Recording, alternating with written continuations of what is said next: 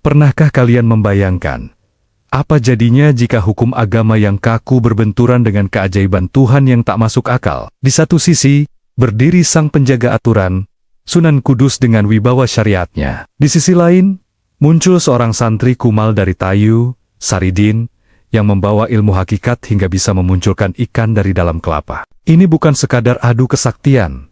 Ini adalah perjalanan mencari wajah Tuhan di balik jubah dan air mata. Kisah yang akan mengubah cara kalian memandang iman selamanya. Namun sebelum kita masuk ke dalam gerbang sejarah yang penuh rahasia ini, izinkan saya berdoa untuk kalian semua. Bagi Anda yang sudah mengklik video ini, semoga Allah Subhanahu wa Ta'ala melancarkan segala urusanmu, mengangkat beban hidupmu, dan meluapkan rezeki dari arah yang tidak disangka-sangka.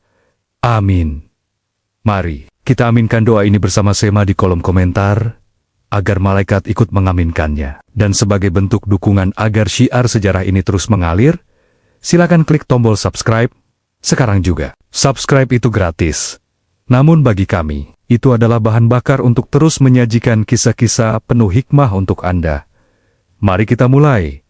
Inilah kisah lengkap Saridin versus Sunan Kudus. Dahulu kala di bawah naungan menara batu bata merah yang kokoh berdiri di Tanah Kudus, suasana pesantren sedang berada di puncak ketenangan yang semu. Matahari tepat berada di atas kepala, menyengat kulit para santri yang sedang khusyuk menekuni kitab kuning. Di tengah keheningan yang hanya dipecahkan oleh suara garu tanah dan dengung hafalan ayat, muncul sesosok pria dengan langkah gontai. Ia bukan satria dengan kuda tunggangan yang gagah, bukan pula ulama dengan jubah sutra yang wangi. Ia adalah Saridin, pria dari desa Tayu yang berpakaian kumal, caping bambunya miring, menutupi mata yang tampak mengantuk, dan sarungnya tersampir asal-asalan di bahu. Saridin melangkah masuk ke halaman pesantren tanpa rasa sungkan. Baginya, bangunan megah itu tidak lebih dari sekadar tanah milik Allah yang dipinjamkan kepada manusia. Namun bagi para santri senior, kehadiran Saridin adalah noda di atas kain putih yang bersih. Mereka memandangnya dengan sebelah mata, menganggapnya sebagai orang gila yang tersesat, atau pengemis yang mencari sisa nasi dapur. Namun, Saridin tidak peduli. Tujuannya satu. Ia ingin berguru kepada Sang Matahari Kudus, Kanjeng Sunan Kudus, yang termasyhur akan ketegasan ilmu syariatnya. Di serambi masjid yang sejuk, Sunan Kudus sedang duduk dikelilingi oleh murid-murid pilihan. Suasana seketika berubah tegang saat Saridin duduk bersila di barisan paling belakang, namun dengan posisi yang dianggap tidak sopan. Ia menyandarkan punggungnya ke tiang kayu jati sambil sesekali menguap lebar. Sunan Kudus yang dikenal memiliki kewibawaan luar biasa menghentikan pengajarannya. Beliau menatap tajam ke arah Saridin. Dalam pandangan Sunan Kudus, ilmu harus dijemput dengan adab, dan Saridin tampak seperti orang yang sama sekali tidak memiliki kamus adab dalam kepalanya. Kanjeng Sunan kemudian melontarkan sebuah pertanyaan yang sebenarnya adalah ujian logika dasar syariat bagi para santri. Beliau bertanya kepada khalayak tentang keberadaan ikan di dalam air. Beliau menyatakan bahwa ikan hanya ada di tempat-tempat yang memang menjadi habitat air yang luas, seperti sungai, danau, atau laut. Para santri mengangguk setuju. Itu adalah logika yang masuk akal, hukum alam yang kasat mata, dan dasar dari pemahaman syariat yang melihat segala sesuatu berdasarkan bukti nyata. Namun, dari sudut ruangan, sebuah suara serak memecah kesepakatan itu. Saridin berkata dengan tenang bahwa setiap air, dimanapun letaknya, pasti ada ikannya. Ruangan itu seketika riuh dengan tawa ejekan. Para santri senior berbisik bahwa si gila ini benar-benar sudah kehilangan akal sehatnya. Sunan Kudus tersenyum tipis, sebuah senyum yang mengandung tantangan sekaligus peringatan. Beliau bertanya kepada Saridin, "Apakah air di dalam kendi juga ada ikannya?" Saridin menjawab, "Ada."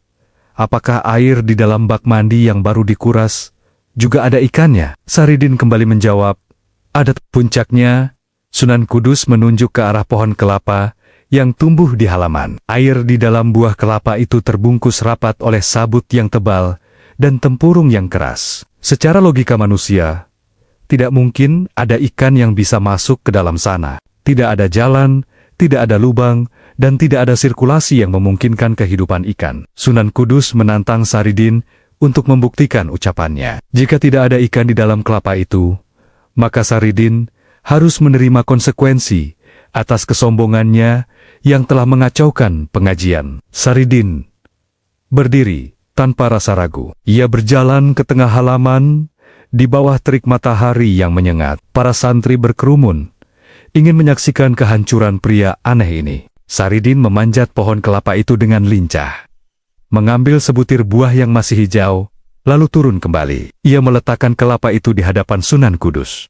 Suasana menjadi sangat sunyi. Angin pun seolah berhenti bertiup karena ingin menyaksikan apa yang akan terjadi. Dengan sekali sentakan tangan yang tampak biasa saja, namun mengandung kekuatan batin yang luar biasa, Saridin membelah kelapa itu. Begitu tempurung itu terbuka, air kelapa memuncrat keluar, dan secara ajaib, seekor ikan hidup menggelepar-gelepar di atas tanah bersama tumpahan air tersebut. Mata para santri terbelalak. Wajah-wajah yang tadinya penuh tawa ejekan berubah menjadi pucat pasi. Bagaimana mungkin? Ini melampaui segala batas logika yang mereka pelajari selama bertahun-tahun. Sunan Kudus terdiam.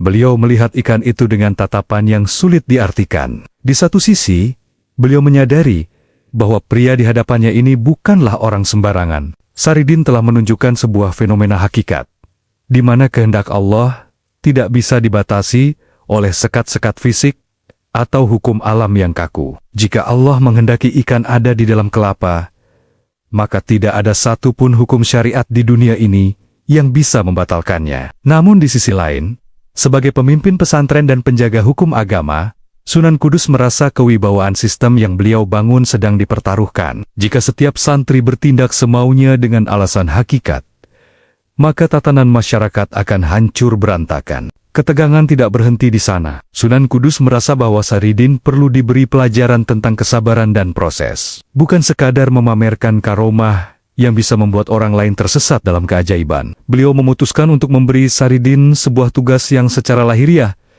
adalah pekerjaan hina dan tidak masuk akal. Beliau memerintahkan Saridin untuk mengisi bak mandi besar milik pesantren hingga penuh sebagai syarat jika ia ingin tetap tinggal. Namun, ada satu syarat mutlak. Saridin tidak boleh menggunakan ember atau tempayan. Ia harus menggunakan keranjang. Sebuah keranjang bambu dengan lubang-lubang besar yang sejatinya diciptakan untuk membawa rumput atau barang kering, bukan untuk membawa air. Para santri kembali berbisik. Ini adalah hukuman sekaligus penghinaan. Mengisi bak mandi dengan keranjang berlubang sama saja dengan berusaha menangkap angin dengan jaring. Air akan jatuh sebelum sempat dibawa satu langkah pun. Mereka yakin Saridin akan menyerah dan pulang ke Tayu dengan rasa malu. Namun, Saridin hanya tersenyum lebar. Ia memanggul keranjang bambu itu di pundaknya, seolah itu adalah benda paling berharga di dunia. Ia berjalan menuju sumur dengan langkah yang ringan, seakan-akan tidak ada beban yang menghimpitnya. Setiap kali ia mencelupkan keranjang itu ke dalam air sumur, para santri tertawa kecil menanti kegagalannya. Namun, apa yang terjadi selanjutnya justru membuat bulu kuduk berdiri. Saat keranjang itu diangkat, air di dalamnya tidak tumpah. Air itu seolah-olah berubah menjadi benda padat yang patuh pada keinginan Saridin. Atau mungkin, lubang-lubang di keranjang itu mendadak rapat karena perintah Sang Pencipta yang tak terlihat. Saridin berjalan bolak-balik dari sumur ke bak mandi dengan tenang. Langkah demi langkahnya adalah tamparan bagi mereka yang hanya percaya pada apa yang dilihat mata. Ia menunjukkan bahwa bagi orang yang sudah mencapai makam hakikat, alat hanyalah perantara, dan yang mengalirkan manfaat adalah Tuhan semata. Bak mandi yang sangat besar itu mulai terisi sedikit demi sedikit. Matahari mulai condong ke barat, menciptakan bayangan panjang di tanah pesantren yang penuh keajaiban itu. Kabar tentang santri aneh yang bisa membawa air dengan keranjang bolong segera menyebar ke seluruh penjuru Kudus.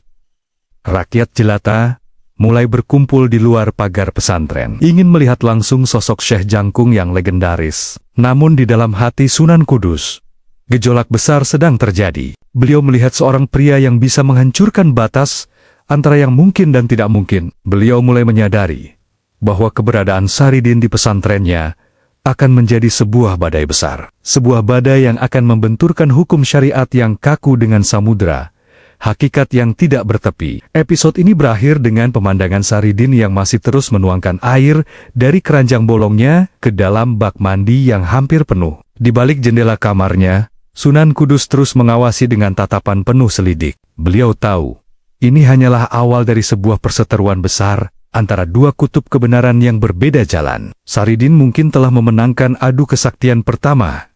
Namun, hukum syariat tidak akan membiarkan keajaiban berjalan tanpa aturan. Sesuatu yang lebih besar, lebih berbahaya, dan lebih dramatis sedang menunggu di ufuk timur, siap untuk mengguncang iman dan nalar siapa saja yang menyaksikannya. Matahari perlahan tenggelam di ufuk barat, meninggalkan semburat jingga yang membakar langit kudus. Di pelataran pesantren, keajaiban masih berlangsung. Saridin, pria dengan pakaian lusuh yang kini mulai basah kuyup, masih terus melangkah mantap dari sumur menuju padasan atau bak mandi besar milik pesantren. Keranjang bambu yang ia panggul, yang seharusnya meneteskan air dari sela jarinya yang lebar, justru tampak menyimpan air itu, seolah-olah bambu tersebut telah berubah menjadi kaca yang kedap. Setiap kali Saridin menuangkan air ke dalam bak, suara gemericik itu terdengar seperti musik yang menghina logika para santri senior yang menonton dengan raut wajah kaku. Bak mandi itu akhirnya penuh. Airnya bening, tenang, dan meluap hingga ke tepiannya yang terbuat dari batu hitam. Saridin meletakkan keranjang bambunya dengan dentuman pelan. Ia menyeka keringat di dahinya dengan ujung sarung yang kusam, lalu tersenyum lebar ke arah jendela kamar Sunan Kudus. Di balik tirai, sang Sunan mengamati dengan napas yang teratur, namun pikiran yang berkecamuk. Beliau melihat sebuah anomali dalam hukum syariat yang beliau tegakkan.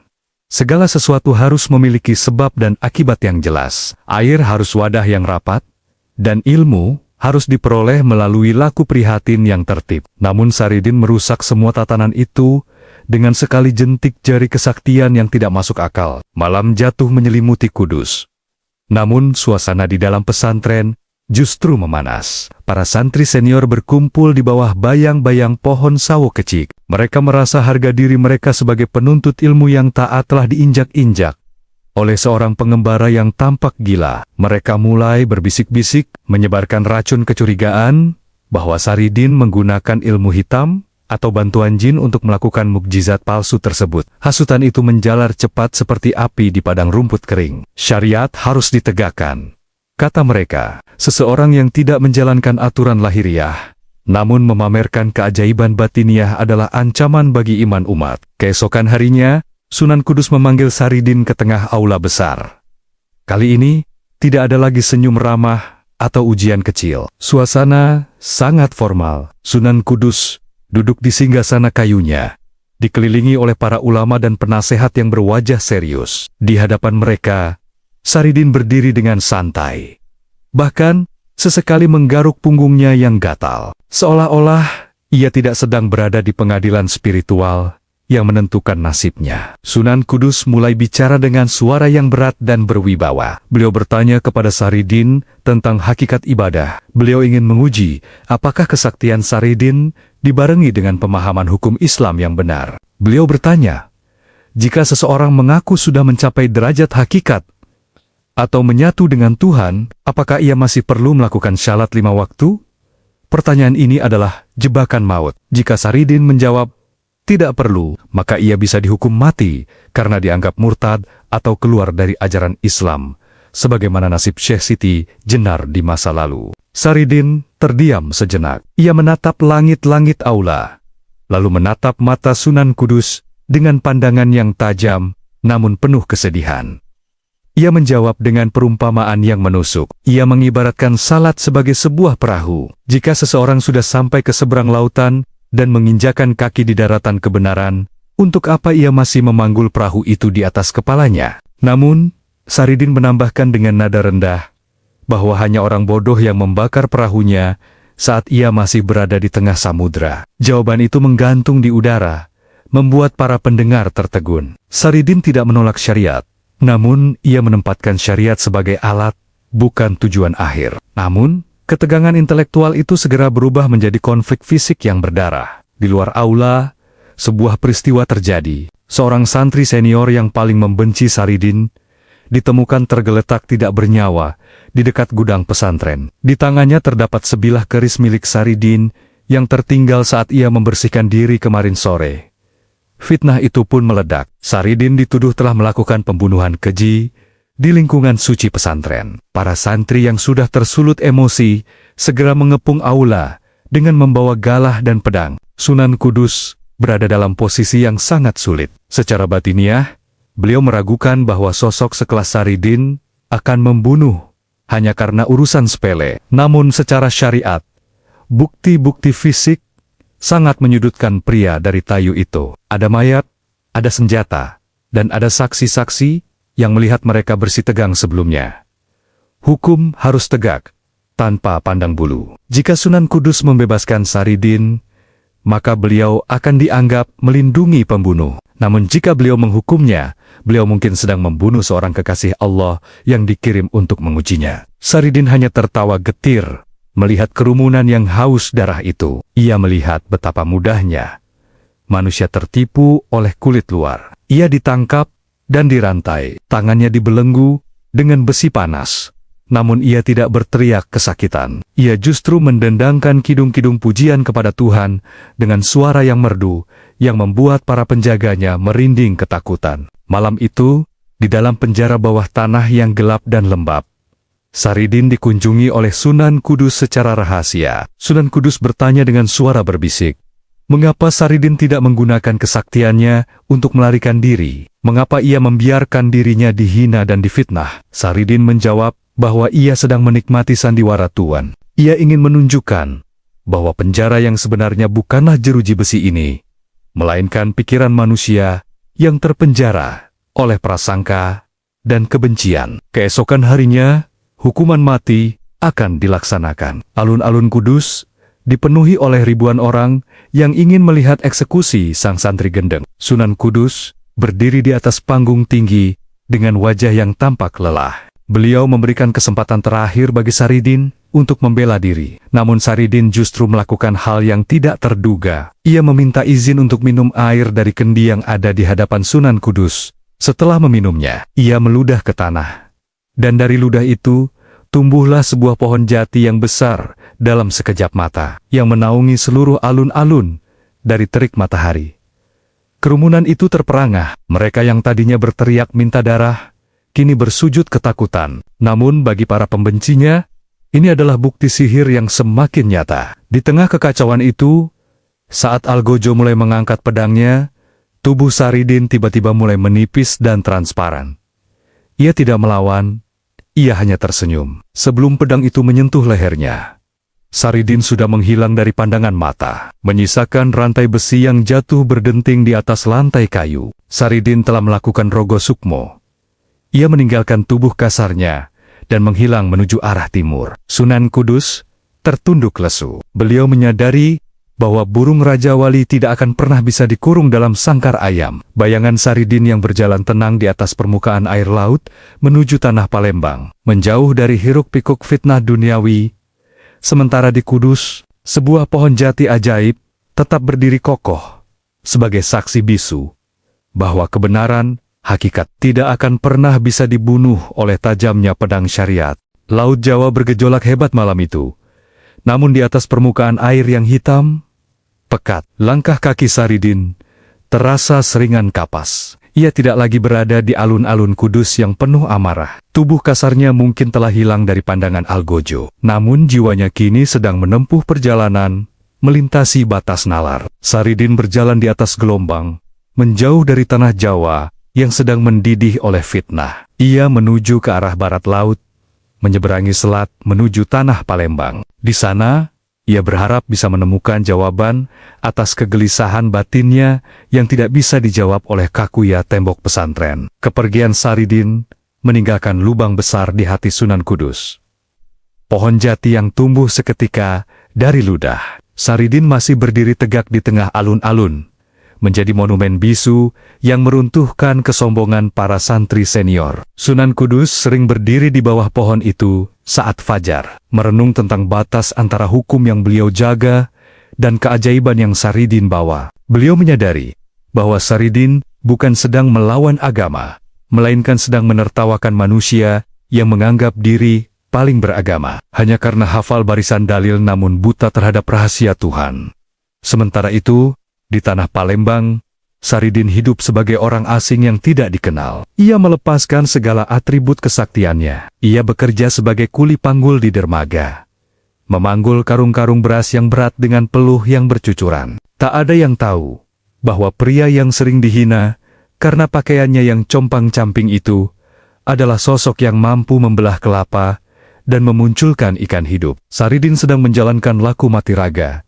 Ia ingin merasakan menjadi manusia paling rendah, paling hina, agar egonya hancur lebur menjadi debu di bawah kaki kekuasaan Tuhan. Namun, takdir tidak membiarkan permata tetap terkubur dalam lumpur. Suatu hari, seorang ulama besar dari Cirebon yang sedang melakukan perjalanan spiritual, yakni Sunan Kalijaga, melintas di dermaga tersebut. Dengan mata batinnya, Sunan Kalijaga melihat cahaya yang memancar dari punggung kuli panggul yang sedang kelelahan itu. Beliau mendekati Saridin yang sedang duduk bersandar pada tumpukan kayu. Tanpa banyak bicara, Sunan Kalijaga melemparkan sebuah tasbih ke pangkuan Saridin. Saridin mendongak. Ia melihat sosok pria bersahaja dengan pakaian berwarna gelap dan belangkon yang khas. Matanya teduh, namun sangat tajam. Tanpa perlu memperkenalkan diri, keduanya saling mengenal lewat getaran jiwa. Sunan Kalijaga tersenyum dan berkata bahwa berlari dari masalah di Jawa tidak akan menyelesaikan urusan dengan Tuhan.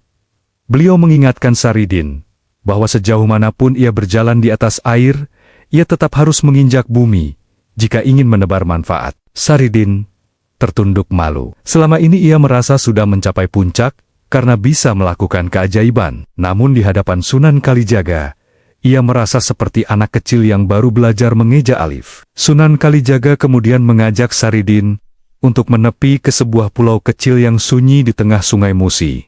Di sana, tidak ada kitab, tidak ada tasbih, dan tidak ada padasan air. Guru dan murid itu hanya duduk berhadapan dalam diam selama berhari-hari. Dalam kesunyian itu, Sunan Kalijaga mengajarkan hakikat terdalam dari salat tanpa gerak dan puasa tanpa lapar. Beliau mengajarkan bahwa kesaktian hanyalah kotoran di pinggir jalan yang bisa menjerumuskan orang ke dalam lubang narsisme spiritual. Saridin diajarkan untuk menyatukan antara syariat yang tertib dan hakikat yang bebas. Syariat adalah pagar, dan hakikat adalah kebunnya. Tanpa pagar, kebun akan dijarah binatang liar. Tanpa kebun, pagar hanyalah kayu mati yang tak berguna. Transformasi besar terjadi pada diri Saridin. Namanya kini mulai dikenal sebagai Syekh Jangkung. Sebuah gelar yang melambangkan jiwanya yang tinggi, menjulang, namun tetap membumi. Ia bukan lagi Saridin yang nyeleneh hanya untuk pamer, melainkan sosok bijaksana yang bicaranya mengandung obat bagi hati yang sakit. Namun, kabar duka datang dari tanah kelahirannya di Jawa. Penguasa-penguasa lokal di sekitar wilayah Pati dan Kudus mulai bertindak sewenang-wenang pasca hilangnya sosok penyeimbang seperti dirinya. Rakyat kecil ditindas dengan pajak yang mencekik atas nama hukum yang diputarbalikkan. Hati Syekh Jangkung tergetar. Ia teringat akan janjinya untuk melindungi orang-orang lemah. Dengan izin dari Sunan Kalijaga, ia memutuskan untuk kembali ke Jawa. Namun kali ini, ia tidak akan datang sebagai buronan yang lari dari hukum, melainkan sebagai seorang syekh yang membawa obor kebenaran. Perjalanan pulangnya tidak lagi di atas air, melainkan dengan menumpang kapal dagang biasa, membaur dengan rakyat jelata, merasakan lapar dan dahaga yang sama dengan mereka. Sesampainya di pelabuhan Jawa, Syekh Jangkung mendapati bahwa namanya masih menjadi legenda sekaligus momok. Para santri di Kudus masih menceritakan kisahnya dengan rasa takut dan kagum yang bercampur baur. Sunan Kudus sendiri telah mendengar kabar kemunculan kembali sang murid nakal itu. Beliau mempersiapkan diri untuk pertemuan kedua. Namun kali ini, atmosfernya berbeda. Bukan lagi tentang siapa yang benar dan siapa yang salah secara logika, melainkan tentang bagaimana menyelamatkan umat yang sedang terpecah belah. Syekh Jangkung tidak langsung menuju Kudus. Ia berhenti di sebuah desa bernama Landoh di wilayah Pati. Di sana, ia melihat ketidakadilan yang nyata. Seorang tuan tanah yang merasa paling suci karena dekat dengan kalangan pesantren, sedang menyita sawah milik seorang janda miskin, hanya karena masalah utang kecil. Syekh Jangkung turun tangan, ia tidak menggunakan keris atau pukulan. Ia hanya menyentuh tanah sawah tersebut. Dan seketika tanah yang kering kerontang itu mengeluarkan mata air yang melimpah, membuat sawah itu menjadi yang paling subur di seluruh wilayah. Keajaiban itu terdengar hingga ke telinga Sunan Kudus.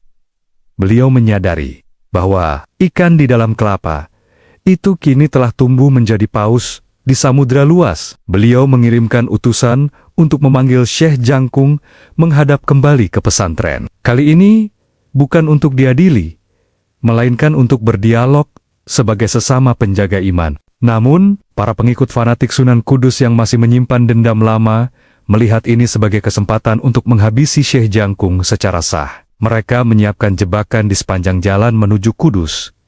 Saat Syekh Jangkung berjalan sendirian melintasi hutan jati yang lebat menuju Kudus, di tengah kegelapan malam, ia dikepung oleh puluhan orang bersenjata yang memakai atribut agama. Mereka meneriakkan kata-kata sesat dan kafir kepada Syekh Jangkung. Namun, Syekh Jangkung hanya berdiri diam dengan tangan terbuka. Ia tidak melawan saat parang-parang tajam itu diayunkan ke arahnya. Anehnya, setiap kali besi tajam menyentuh kulitnya, pedang-pedang itu patah menjadi dua seperti kerupuk. Syekh Jangkung tidak terluka sedikitpun. Ia menatap para penyerangnya dengan air mata yang menetes. Ia sedih melihat manusia yang menggunakan nama Tuhan untuk melakukan kebencian. Kalian mencari Tuhan di ujung pedang, padahal ia ada di dalam detak jantung kalian yang ketakutan. Ucapnya lirih. Para penyerang itu lari tunggang langgang. Ketakutan bukan karena kekuatan fisik Syekh Jangkung, melainkan karena kewibawaan spiritual yang tak terbantahkan. Syekh Jangkung melanjutkan langkahnya menuju gerbang pesantren Kudus yang kini sudah terlihat di kejauhan. Di sana, di bawah bayang-bayang menara batu bata merah, Sunan Kudus sudah berdiri menanti. Dua kutub energi besar itu akan segera bertemu kembali untuk menentukan masa depan tatanan spiritual di tanah Jawa. Syekh Jangkung yang berlutut di hadapan Sunan Kudus bukan sebagai tawanan, melainkan sebagai tanda hormat seorang murid kepada guru lahiriahnya. Namun saat Sunan Kudus hendak memegang bahunya, beliau merasakan getaran energi yang begitu dahsyat, hingga beliau sendiri hampir terjatuh. Pertarungan sesungguhnya baru saja akan dimulai. Pertarungan untuk menyatukan dua hati yang berbeda jalan, namun menuju satu tujuan yang sama. Gerbang pesantren Kudus yang biasanya riuh dengan lantunan ayat-ayat suci, malam itu mendadak senyap sesunyi liang lahat. Di bawah bayang-bayang menara batu bata merah yang menjulang angkuh, dua sosok berdiri berhadapan. Syekh Jangkung, yang dahulu dikenal sebagai Saridin si santri gendeng, bersimpuh dengan khidmat di tanah yang lembab. Di hadapannya, Sunan Kudus berdiri mematung. Jubah putihnya berkibar ditiup angin malam yang membawa aroma melati dan tanah basah. Ini bukan lagi pertemuan antara seorang guru yang menghukum muridnya, melainkan pertemuan dua samudra yang membawa arus berbeda, namun berasal dari mata air yang sama. Sunan Kudus menatap dalam-dalam ke mata Syekh Jangkung. Beliau mencari sisa-sisa kesombongan atau jejak sihir dalam diri pria di hadapannya. Namun yang ditemukan hanyalah kedamaian yang luas dan tak bertepi. Perlahan, Sunan Kudus mengulurkan tangannya, menyentuh pundak Syekh Jangkung. Getaran hebat merambat ke sekujur tubuh sang Sunan. Sebuah getaran iman yang begitu kuat hingga membuat lulut beliau goyah. Beliau menyadari bahwa Saridin yang dahulu ia remehkan, kini telah kembali dengan membawa isi yang memenuhi wadah syariatnya. Namun, rekonsiliasi ini tidak berjalan mulus. Di sekeliling mereka, para petinggi pesantren dan pemuka agama yang merasa terancam kedudukannya mulai berbisik-bisik. Mereka menuntut keadilan atas penghinaan yang dilakukan Saridin di masa lalu. Mereka menuntut agar Syekh Jangkung membuktikan bahwa ilmunya bukan sesat dengan ujian terakhir yang paling berat. Ujian yang akan menentukan apakah ia berhak disebut wali atau harus tetap dicap sebagai penyihir. Sunan Kudus, demi meredam gejolak massa dan membuktikan kebenaran secara mutlak, memberikan satu pertanyaan pamungkas yang menyentuh inti dari keberadaan manusia. Beliau bertanya tentang salat. Beliau bertanya kepada Syekh Jangkung, jika engkau mengaku telah menyatu dengan Gusti Allah, apakah engkau masih merasa perlu menghadap kiblat? Di manakah kiblatmu yang sebenarnya? Pertanyaan itu adalah pedang bermata dua. Jika Syekh Jangkung menjawab ia tidak perlu kiblat fisik, maka ia akan dituduh merusak sendi-sendi Islam. Syekh Jangkung berdiri dengan perlahan. Ia tidak langsung menjawab dengan kata-kata. Ia justru mengajak Sunan Kudus dan seluruh hadirin untuk pergi ke lapangan terbuka di belakang pesantren. Di sana, ia meminta sebuah cermin besar diletakkan di tengah lapangan. Syekh Jangkung berdiri di depan cermin itu dan mulai melakukan gerakan syalat dengan sangat pelan dan penuh penghayatan. Setiap kali ia sujud, bumi terasa bergetar halus. Saat ia berdiri, angin seolah berhenti berhembus. Ia kemudian berkata dengan suara yang menggelegar namun lembut, bahwa kiblat fisik adalah arah untuk menyatukan barisan manusia. Namun kiblat batin adalah cahaya yang tak pernah padam di dalam dada. Ia menjelaskan bahwa syalat bukan hanya sekadar gerak badan, melainkan saat di mana sang hamba lenyap, dan yang tersisa hanyalah sang pencipta. Untuk membuktikannya, Syekh Jangkung meminta Sunan Kudus untuk masuk ke dalam batinnya saat ia sedang sujud. Dalam momen spiritual yang luar biasa itu, Sunan Kudus seolah-olah ditarik masuk ke dalam sebuah dimensi yang tidak memiliki ruang dan waktu. Beliau melihat Syekh Jangkung tidak sedang berada di lapangan kudus, melainkan sedang bersujud di hadapan singgasana cahaya yang tak sanggup dilukiskan oleh kata-kata manusia. Di sana, Sunan Kudus melihat bahwa seluruh alam semesta, termasuk Menara Kudus dan dirinya sendiri, ikut bersujud bersama setiap tarikan napas Syekh Jangkung.